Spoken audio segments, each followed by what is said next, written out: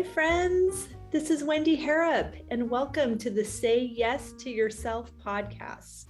On the Say Yes to Yourself podcast, you'll hear stories from women just like us who are adding the practice of saying yes in their daily lives in big and small ways, and as a result, are experiencing the truth that everybody wins when you say yes to yourself. Saying yes to yourself is a graceful unfolding, an intentional becoming of the very best version of you. It is my hope that in these conversations, we are able to find our truth and be inspired and empowered to live our very best lives. I'm so excited to go on this journey with you, and I look forward to finding a bit of our own story in each other's.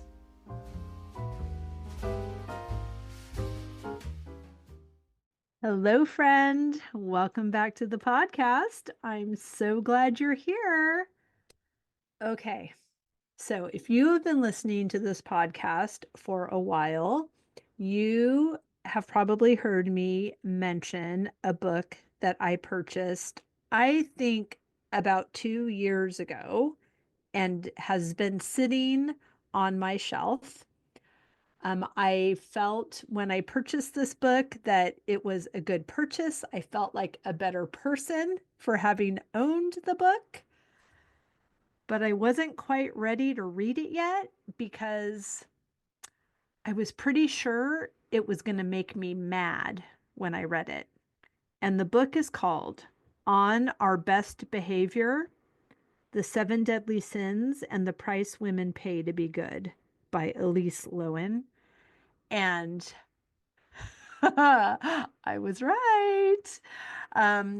It did make me mad. I was just halfway through the foreword and being upset, and also realizing that that's the whole point of the book, is this conditioning and these systems that have been in place that keep women small, and we don't even have to be monitored by the patriarchy.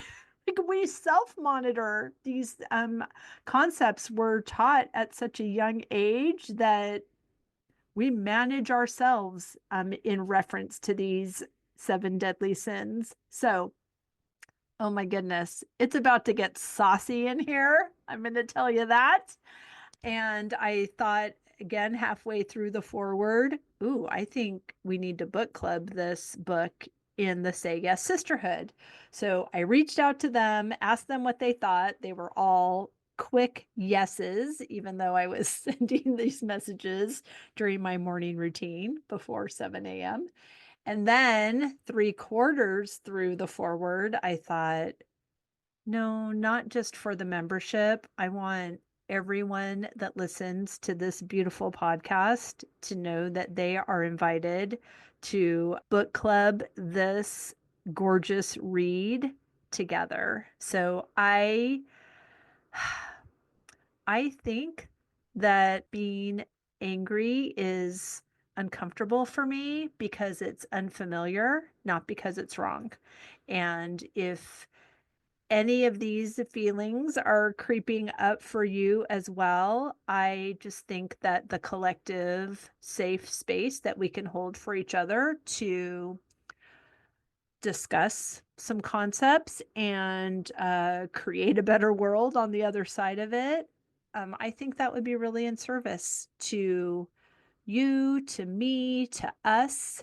And so I am inviting you into the Say Yes Book Club, which we're just going to do this specially for one book, On Our Best Behavior by Elise Lowen. We have a link to that down in the show notes. I also have a link for you to register for the book club. There are 10 chapters in this book. We're going to do it in 5 weeks because I don't think it's something that we can read on our own and then discuss for 30 minutes on the other side of it. So I would love to really be in the conversation and to do that in community and to acknowledge the feelings that come up with that, and then also empower each other to move through those in effective, healthy, beautiful ways that are a vote for the women we're becoming. So, if that is of interest to you, again, the link is down in the show notes. That's going to be on Tuesday evenings Eastern. So, Wednesday morning for my Southern Hemisphere queens. Would love to have you in there. That is going to begin on Tuesday, May 27th, and we will run through June 24th.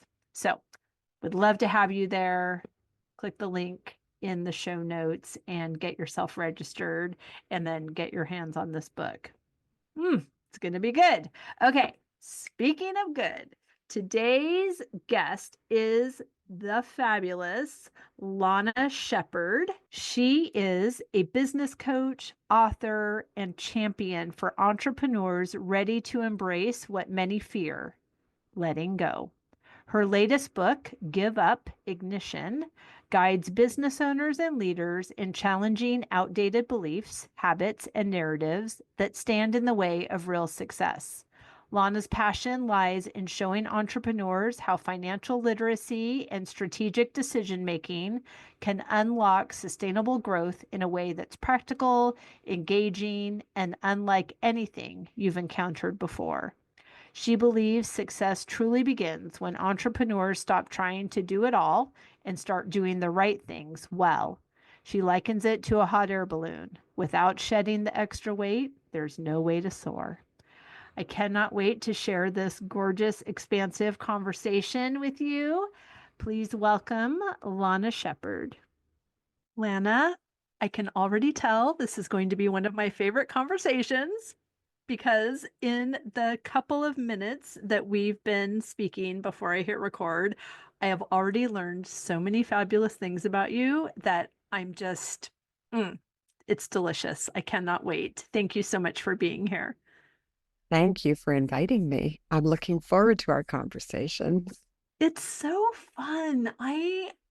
I'm obsessed with this podcast. I love that it has become a vehicle for connecting me with amazing women that I was completely destined to meet. They are divine appointments, one after the other. I'm so Mhm. thrilled that this is even a thing, that this is me at work right now, that this is just how I get to spend my Thursdays. I'm just filled with delight. So, although you haven't asked, that's how I'm saying yes to myself in this season. I would love to know how you're saying yes to yourself in this season. How I'm saying yes to myself is by giving up. Ooh, say more. And I'm creating space for meaningful yeses. Oh, isn't it beautiful? And that's why I wrote the book, Give Up, is because, everyone thinks that you have to take on more and more. And sometimes you just need to let go and release what's not serving you so that you can say yes to more things that you love rather than being restricted and having these limiting beliefs. And giving up on those limiting beliefs allows you to say yes to opportunities in abundance. I have loved this conversation. See, I told you. So good. Yeah, Oh like my goodness. it fits so well. Like when naming the book Give Up, everyone's going, I don't want to give up. Like, what do you mean I'm supposed to give up? There's so many things, and that's the problem is we're taking on when we should be letting go and giving up what doesn't serve. And I use the analogy with my book series. I use the analogy of a hot air balloon. So the first book is Ignition, and it's talking about, that balloon's laying on the ground and it's giving them the first fire of, fuel to get it going. The second book is Liftoff. So Mm. what are the sandbags that you have to let go of so that you can say yes to successes? You can say yes to happiness. So all the give ups that I've written about are the give ups that I had to let go of to be successful, not just in business, but I think in my journey in life in general. I spent a lot of time autopilot until 2017 and went to Tony Robbins' Unleash the Power Within event. And that was like a 180 for me, just turning my whole life around and me sitting there and going, you know what? I just don't, this sucks. I don't want to live on autopilot anymore. And that was then the new journey that I've been on since 2017. And it's been one heck of a ride, let me tell you. But has it been worth it? 100%. For sure. 100%. I love so much about what you've just said. I have also been on a journey, not as long as yours, but my 180 came in January of 2020.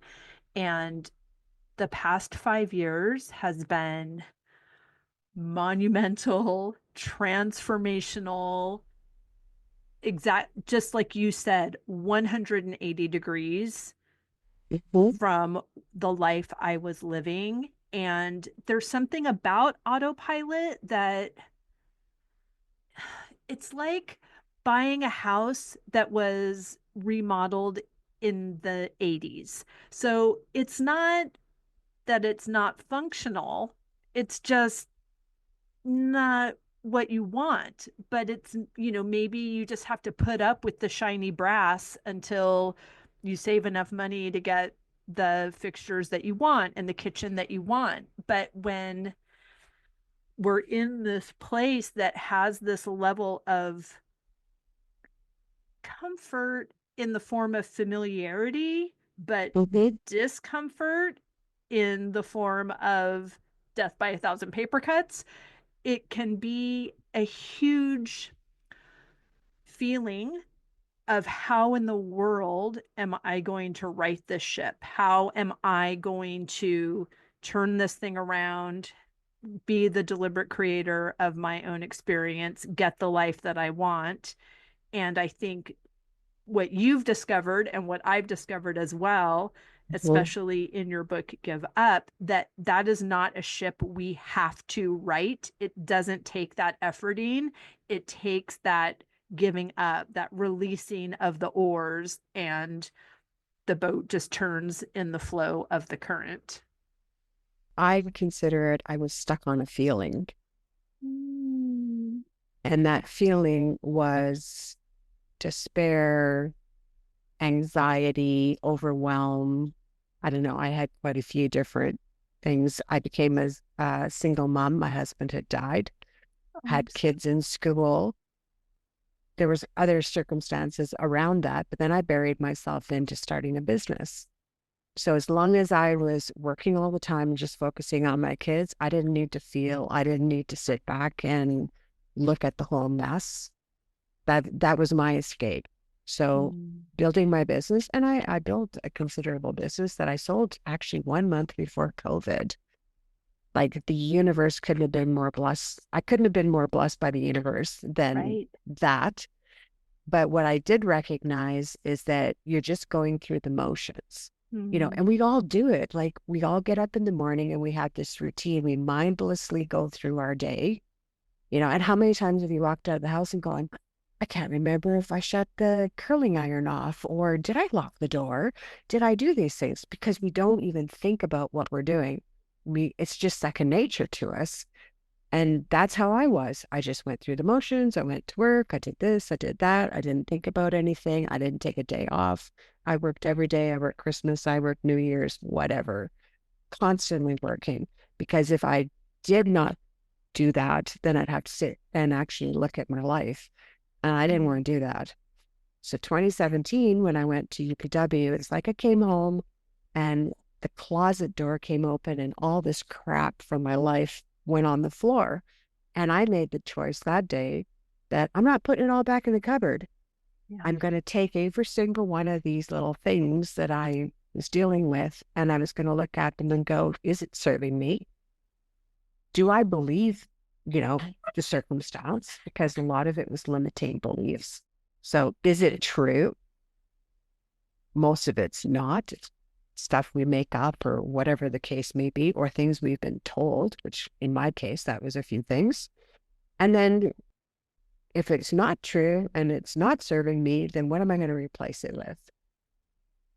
And can't eat the elephant. So it was like slow and steady, one thing at a time that I worked on.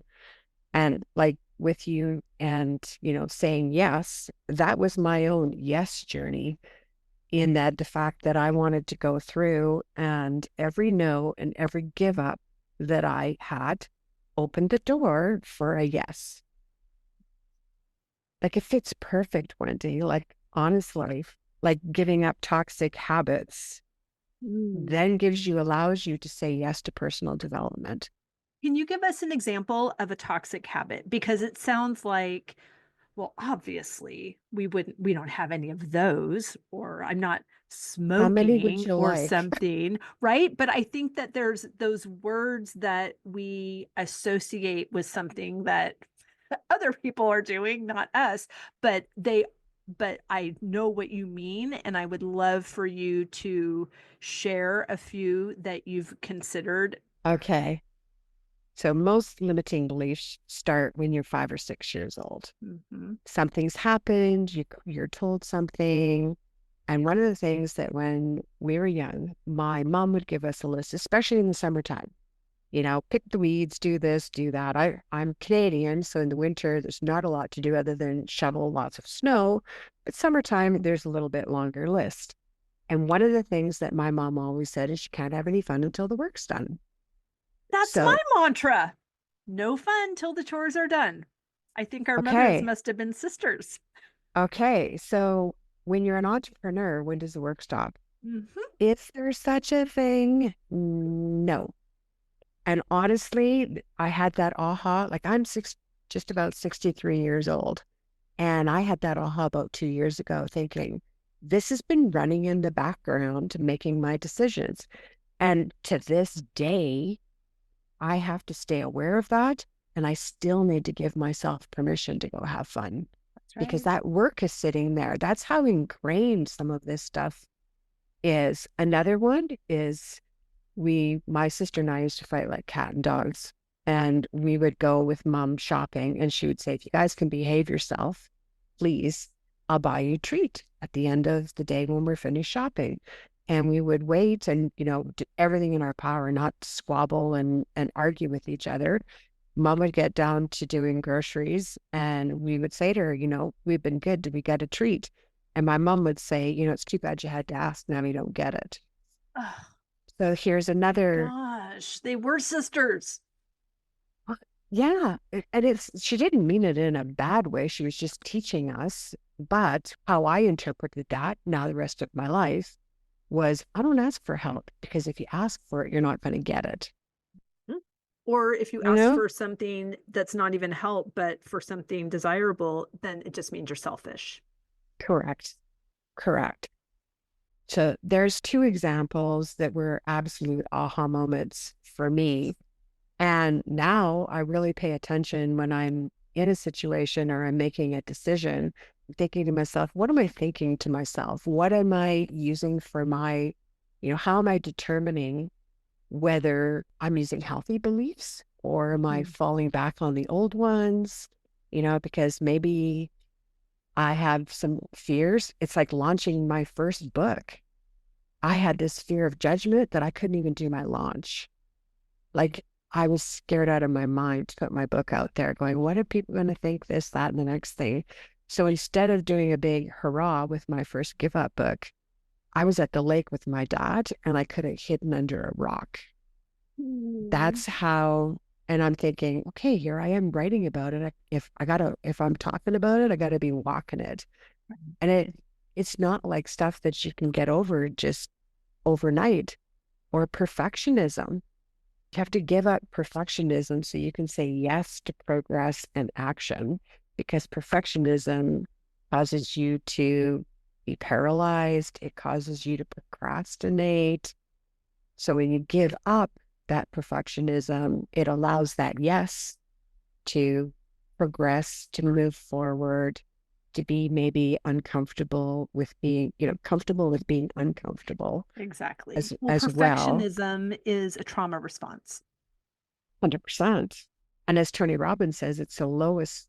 lowest level you can think of yourself because there is no such thing. Right. It's There is so no such thing. interesting. This word, it's so elusive.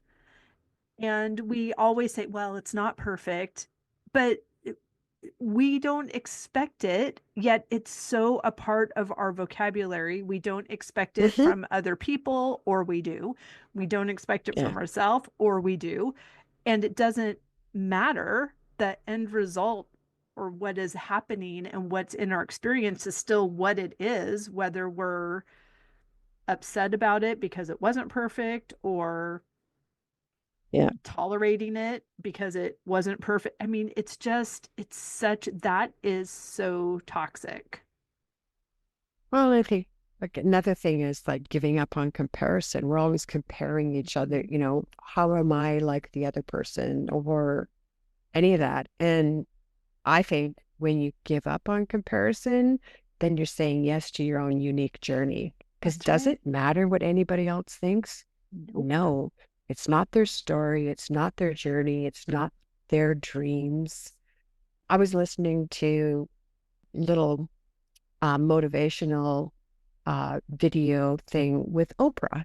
She was talking about how you shouldn't share your dreams with others because really they don't deserve to hear about them or they don't shouldn't have an opinion. Sometimes it takes total wind out of your sails when you go and share it too early.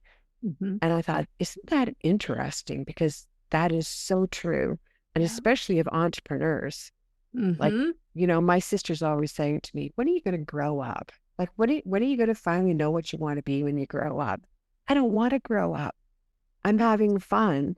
I like, if opportunity comes along, I like to take advantage of it and ride that wave, Right. whatever that looks like. That's what gives me passion and lights me up. Where with her, she's got her own, unique journey that she's on, and it doesn't include some of the things that I like to do. Right. So before I used to take it to heart, feel kind of bad about it. And now it's like, okay, well, she just doesn't get me, really.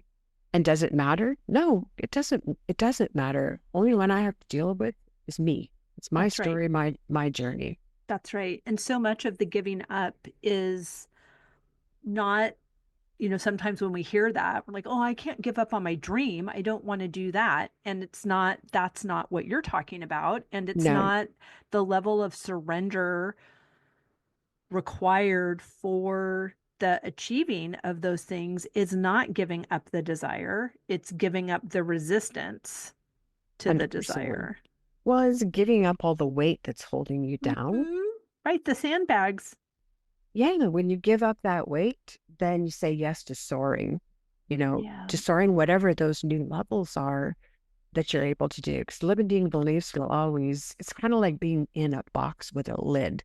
Hmm. Those limiting beliefs, and doesn't matter until you blow the lid off that and get rid of those beliefs. That's when the lid comes off, then the walls fall and you're free, That's and right. then there's no boundaries. That's Dream right. big. Like the bigger you can dream, the better off you are. And if It's you so aren't dreaming true. bigger than what you're capable of doing, then you're really not dreaming. You're only determining what your capabilities are. Right. Oh my gosh. Okay, so obviously you're in the right room. And dreaming is my favorite thing to do. And I have Hmm. these beautiful space to dream workshops and immersion programs where you can come stay at the bed and breakfast. And we're just diving deep into your dream and giving it water and sunshine so it grows some roots so you can get back home and make it happen.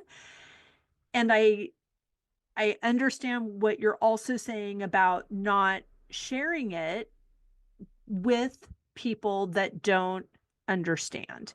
And Right. there's such an important piece of having discernment about Hmm. where you share it, but at the same time, curating a community that is supportive so that you Yes. can share it. Because there's this tipping point that I experienced before my 180 where I only allowed myself to dream for 30 seconds at a time because I felt like it was too mean to my heart to think about what I wanted for too long because I couldn't have Mm-hmm. it or because I didn't have it. And I didn't realize that what I was the person that was keeping me from my dream by Mm-hmm. not letting the momentum build, for not holding that resonance and that vibration. And I was also around people that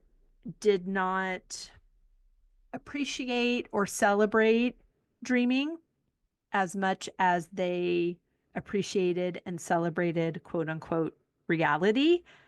Where now I understand that my dreaming is reality with a capital R. And I don't want to just recreate where I am, which is what Yeah. I was doing by not allowing myself to dream. You have to find your people. Yes. Yes. And And that we could have. be, yeah, that could be community, that could be masterminds, that could be mentors, that could be coaches. Um, and I totally agree with you because that's been like, well, from 2006 to 2017, so 11 years building a business. I didn't think I needed a coach. Like, what are they going to teach me? Or a mentor. And I didn't really understand it. And I think too, I didn't value that because I was so busy fighting fires that I couldn't come up for air to really take a really good look at things. So again, 2017 is when all of that happened. When COVID hit in 2020, I started listening to Clubhouse. Mm-hmm. And that's where I gained two new mentors, which is John Lee and Vince Tan. And I've learned more in since 2020 than I probably learned in the prior 30 years of being in business as an entrepreneur or Mm-hmm. even working from these mentors and coaches, because their goal and what they believe in doing is to lift people up. Right. So they're going to look at your strengths. They're going to, and masterminds. Now you may not have one of those strengths, well, then you've got someone in the network that does. Right. And as they say, your network is your net worth. There's so much value and gold in having a strong network of people. So if you do have a dream and you just haven't found your people, keep looking for them, you know, determine where they are and say yes to joining, having a coach, say yes to having a mentor, hang out with like-minded people because it absolutely the energy alone from that lights you up. Yes. Yes. And we have a beautiful community, the Say Yes Sisterhood, that is full of women that are holding space for themselves and for each Mm-hmm. other and collectively rising, taking inspired action in the direction of our dreams. It is dreamy and fabulous. Well, I like to think of it like fabric. You take all these threads, which is all these individuals, and you weave them all together. Gives incredible strength Mm-hmm. for community and anybody that needs a helping hand or needs some lifting up, then everybody's there and they all have the same intention. They're Yes. all looking out for each other. It's It's just so it's a beautiful. good place to be. Yeah. It really, really is. Oh my gosh, it's so good.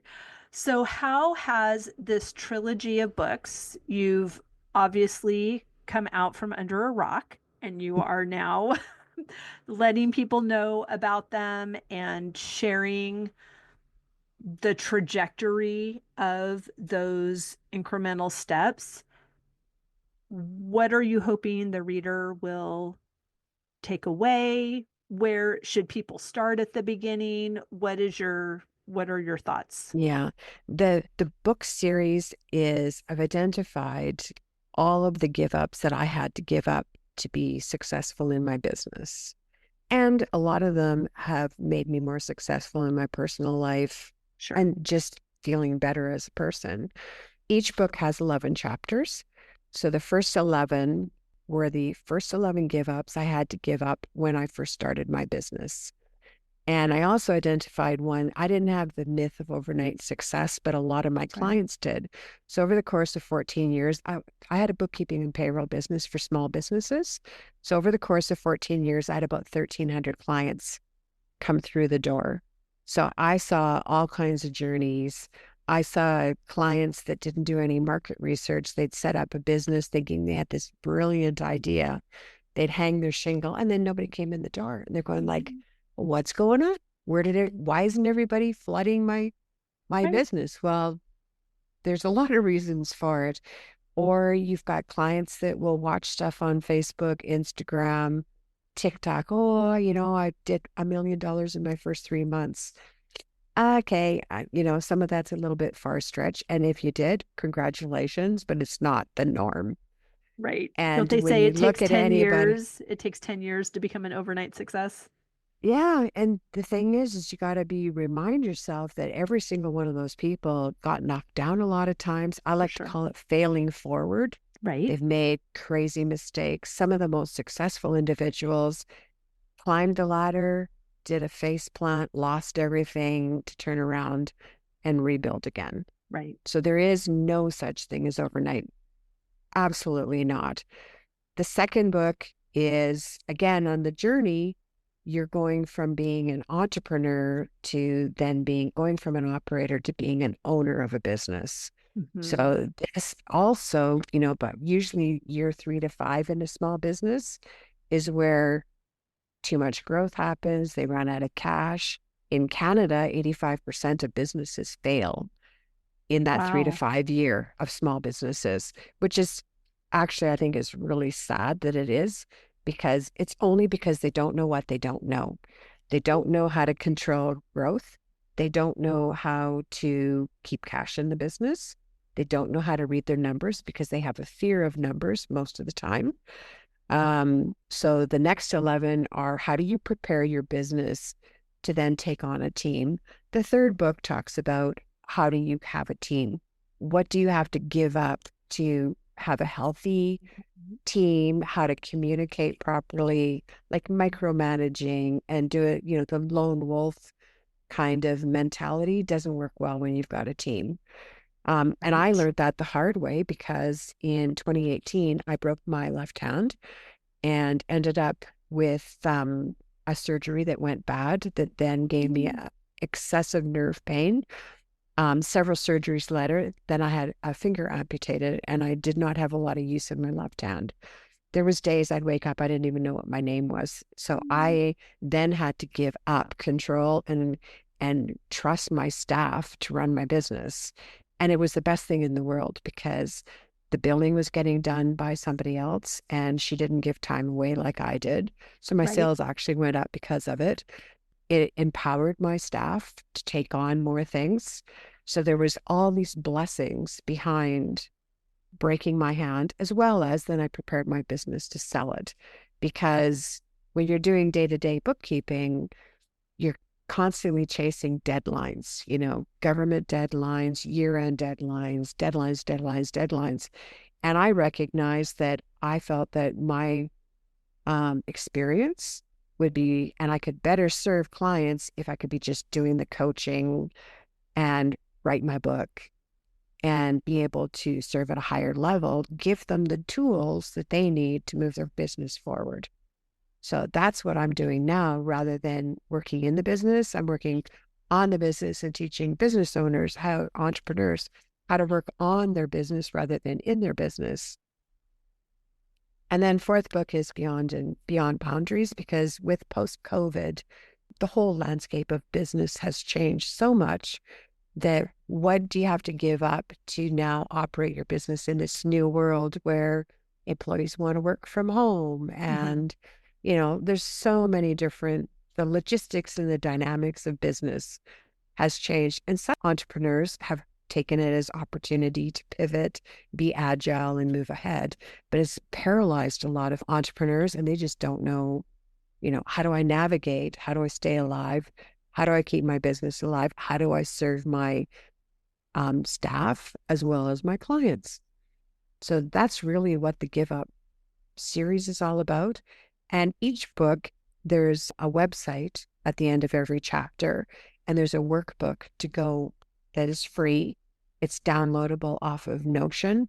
And to me, knowledge is one thing. You can read a book, but if you don't actually implement it and take Mhm. any of it into action, Right. I don't Words know. don't It's, teach. yeah, there's, you can read all the books you want. If you don't implement something out of it, you're really not moving forward. And I believe also that with give up and with, changing limiting beliefs, you need to be able to monitor that. You need to be able to celebrate even the smallest little tiny wins. And you need to be able to look back and go, some days you're going to feel that you haven't moved an inch. Well, if you can go back and look in your workbook and go, oh my gosh, look at all the things that I've done in the last 2 months, 3 months, whatever the case may be, it's like, yay, me. Right. So the workbook has some more tips and tricks. It's got some things like journaling, it's got visioning, you know, what do you love? Where would you like to be in 5 years, 10 years? What do you really want to do in life that's going to light you up? And how do we help you get there? What give ups do you need to work on to replace with something that's more serving? Oh, So it's such that's really beautiful what work. I love it. It lights me up. And the fact that, if I know that something I've written or a story that I've told changes someone's trajectory to be on a much happier, more successful journey, then I've done my part. I've been able to pay forward and, share some of the, as Keith Cunningham likes to say, the dumb tax. I paid a lot of dumb tax along the way. And I think if you're not, I call it failing forward. So if you're not failing forward, then you're not growing.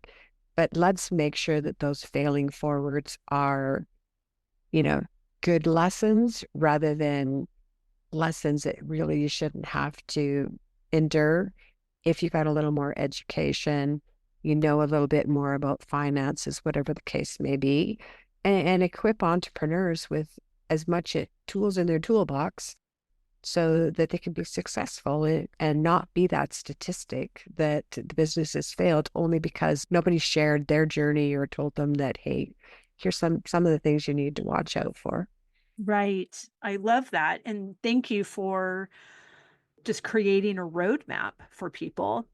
Yeah. Going back to the entrepreneur in the 3 to 5 year window, which you mentioned earlier, Hmm. and this shift from being afraid of their numbers, asking for a friend, being afraid of their Yeah. numbers to then being empowered by that information. It's certainly a trajectory that I personally have been on.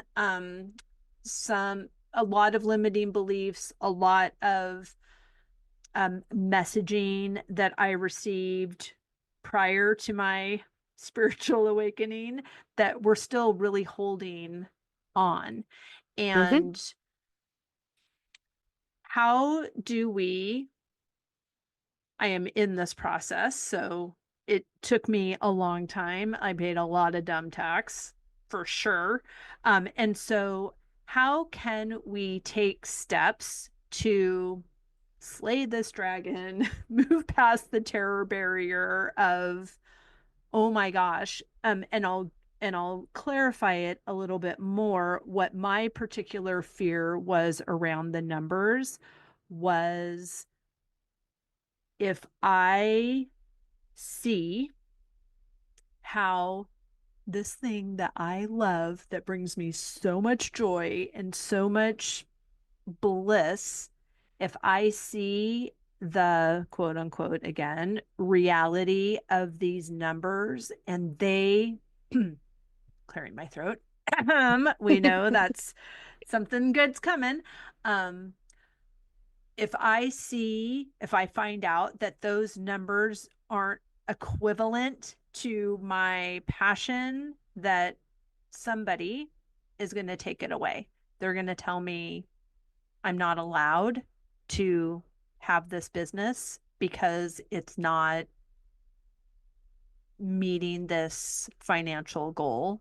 And I'm going to have to sell my house and get a job. So that's that story, those limiting beliefs was the soundtrack that kept me just going forward and being scrappy and not looking not looking at any of those things until I finally had to collect information for the following tax year. Obviously, that is very avoidant princess, and I'm not doing that anymore. But how does your book and how do you in your coaching help people cross over that terror barrier, whatever their background story is? Well, I had probably 1,200 of my 1,300 clients tell me the same thing. Thank you. So you're not alone, Wendy. Thank I'm sorry, you. but you're not the only one out there with this. So there's a whole community of us that have this fear of numbers. I also had a lot of clients tell me that they felt like they had gone to the principal's office Hmm. when they went to see their accountant. Right.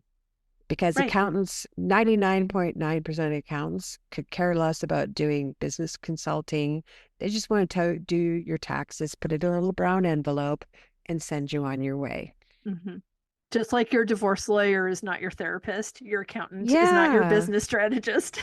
no. And, I always tell clients or anybody I'm coaching is if you can find an accountant that wants to be on the team, you should always have a good accountant. You should have a financial planner and you should have a lawyer. You should have a team. And every time you need to make a significant business decision, you consult with the team because you don't know what you don't know. Right. And they're there to guide you to make sure. Warren Buffett always talks about business is a game. And it's true.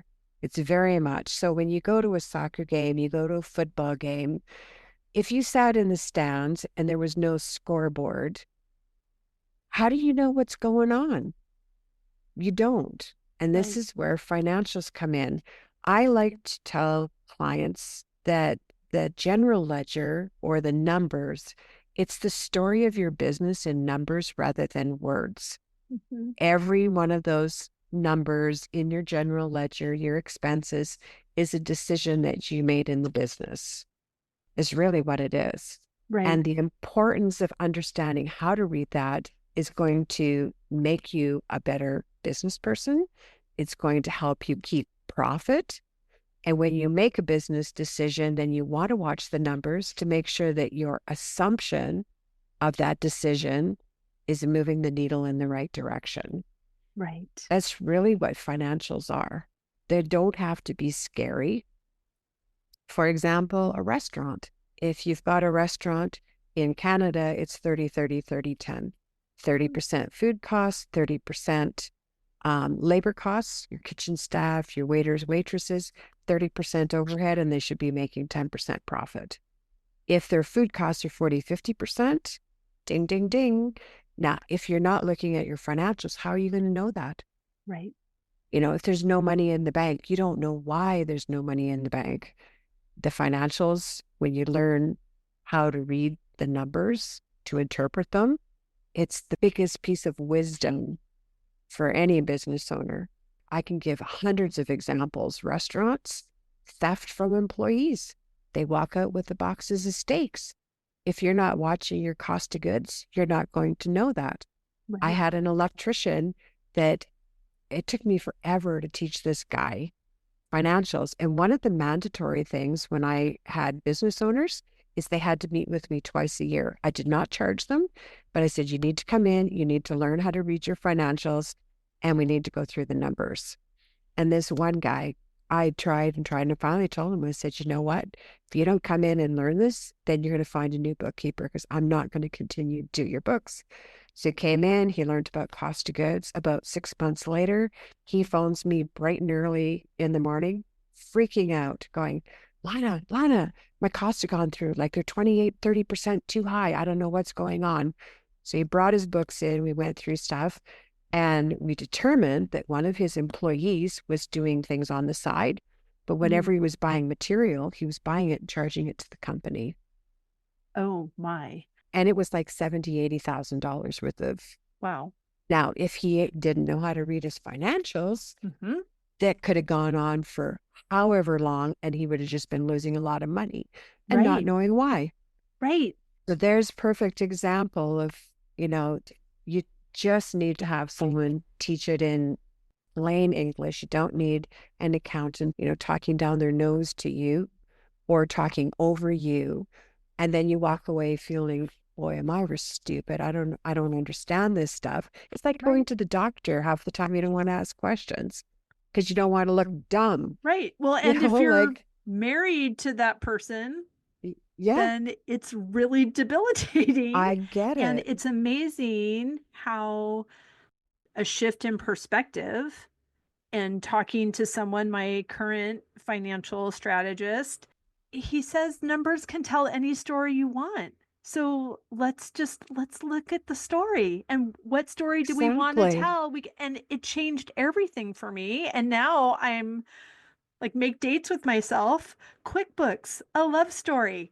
Like it's so good. And I Exactly. recently spent 22 hours in one weekend in QuickBooks, and it felt so good because I have the information. I have the Yeah. knowledge in my head. I know the category that it should go to, and I'm the linchpin of this whole thing.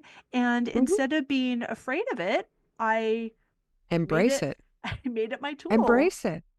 It is a tool. It's one of the most powerful tools you can have is your financials. Right. And I'm literally, if I didn't have to eat or sleep, I would have spent more time. I was like, oh, I need to carve some time out. I need to get back in there Yeah, because I want to tweak some things and not tweak them like doing something wrong, but making sure that everything is in the right category. And then realizing, wait a minute, I have excellent attention to detail. I love things organized. I love that everything has a place and I like seeing it there and I I love accounting. Why have I been telling myself this story that accounting is just here to tell me that I don't get to do what I want when actually it is building the foundation and supporting everything that I want. And exactly. nothing changed except for my No, mindset around it. And that is beautiful. We're all in control of that. I agree. And did you know for anyone that's expanding their business, if you increase your customers by 10%, you increase your price or decrease your expenses by 10%, and you have those customers buying 10% more, that's 36.8% increase on your bottom line. You do not have to double your business. It's all compound. It's J. I love Abram. that. It teaches that it's 10-10-10 rule. So I'm writing that down. a lot of small business owners think they have to double and triple and they don't control the growth and that gets them in trouble. Sure. And bigger is not always better. Sometimes when you're a smaller business, you actually make more money and you can have a life, your life work balance is much better than someone that's trying to triple, double, triple because they think that's how they're going to make more money. Not necessarily. Right. So there's Oh, little things you can do. And again, if you have a coach that kind of walks you mhm. through, and I'm hoping that for QuickBooks, you're using your profit and loss with percentage of income because then you can see, how much of every dollar of revenue, how much am I spending on advertising? So one of Okay. the reports in QuickBooks is profit and loss with percentage of income. Okay. And what it'll tell you is if you've got X, $100,000 in revenue and you spend $200 in advertising or $2,000 in advertising, 20 cents of every $1 you raise in revenue goes to advertising. Right. If some of your expenses are, oh my gosh, 16 cents of every dollar I earn goes to this expense. That's crazy. I don't want that to happen. So then you start looking, where's the pain in the business? And those are the ones you're going to focus on and try and find new ways, think outside the box. How can I the wealth I'm building, how do I keep it? I don't have to give it away. And anything that you're spending expenses on, is it earning you revenue? So if you're spending money on things that are not earning you revenue, then you need to look at those and go, should I be spending money on that? What's my Oh, return on my investment? so good. And It's when you so start good. thinking that way, Mm-hmm. rather than, how do I spend all my money so I don't pay any taxes? That's like self-sabotage. Right. I'd have clients phone me and go, I've been to the accountant and I have to pay taxes. I'm like, congratulations. Right. That means you made profit. Exactly. Now you Yeah. just need a financial advisor to minimize your taxes. Right. But Right. trying to spend all your money so that you don't have to spend any taxes, that's just, that's self-sabotage. Yeah. I need to be tricky like that. Yeah. Um, I would love for you just in our final minutes to speak to the other thing that you mentioned besides falling in love with your numbers was growing your team. And I think it's Mhm. so key because it identifies our relationship with support, which comes back to that limiting belief that we referenced before of if Right. you ask for it, then you don't get it. You're supposed to just wait for some benevolent somebody to read your mind and offer whatever it is that you need. So how do we work on our relationship with support without leaving a trail of virtual assistants in our wake or other in growing our team? I had someone, actually a billionaire, give me some words of advice. And what he told me is never give a person a task without a process. Mm, I love that. And, when I had my bookkeeping business, I used to get frustrated because bookkeepers weren't doing what I thought they should be doing. Well, I never told them. Hmm. Communication. We as entrepreneurs, business owners, we have to be really clear on what's the culture of our business, what's the expectations, and then empower our team. And the only way you're going to be able to do that is they need to know where you're going. Some days I think I had a hat on that said, I'm the leader. Where's everybody gone? Because they were all off. It was like herding cats, trying to pull everybody together. Well, because I never gave clear direction as to where I wanted the team to go. Everybody had their own assumptions. They were all trying to achieve, but they were all going in different directions. So clarity is first thing, communication. And then do you have systems and processes? Do they understand? Do you have a way of doing things? At the end, I had 18 bookkeepers. We did everything same, same, same, same, same. So if a bookkeeper left, resigned, quit, whatever, the next bookkeeper that took over that file, you would never know where it stopped and started. Mm, So everything was same, same, same, same. So I think that's the biggest thing for a team. And then they want to be heard. They right. want to contribute most of the time. And same with interviewing. If you have someone come into an interview that says I, they're not a team player. If they're saying we could do that, we could do this, then they've already bought into the team. Right. So, you hire slow, fire fast. You communicate. Got to make sure everybody knows what your vision is, and then communicate. Here's how we're going to move together as a team, and then make sure you've got processes.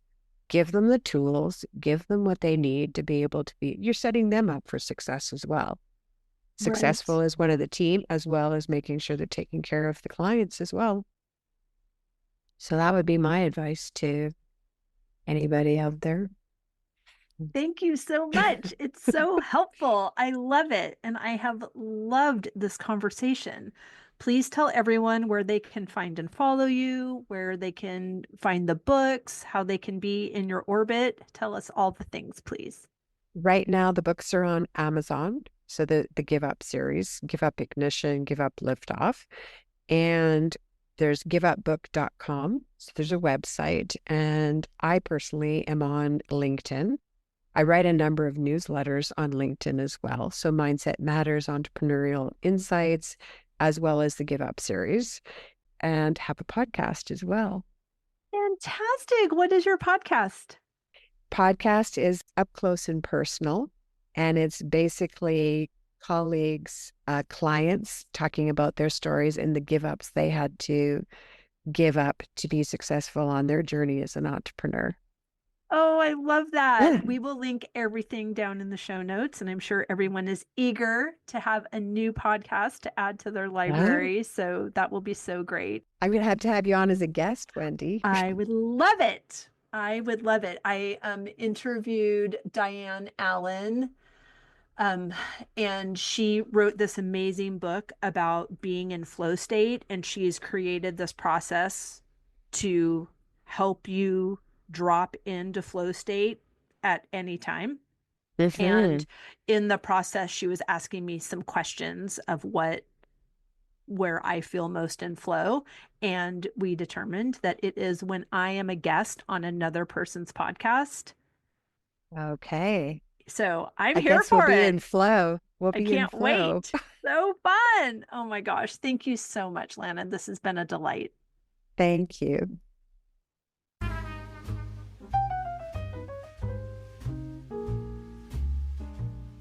I hope you enjoyed that conversation as much as I did. As always, any links or notes mentioned can be found at phineaswrighthouse.com in the podcast section of our site or in the show notes below. And if you haven't connected with me personally, come find me on Instagram at Phineas Wrighthouse and let me know you listened to this episode. I'd love to get to know you. Thank you for sharing this time with me. I know your days are full, and I'm really grateful that you chose to spend some of your precious time right here. Be sure to subscribe to the podcast so you don't miss any of these delightful conversations. I'll see you next week.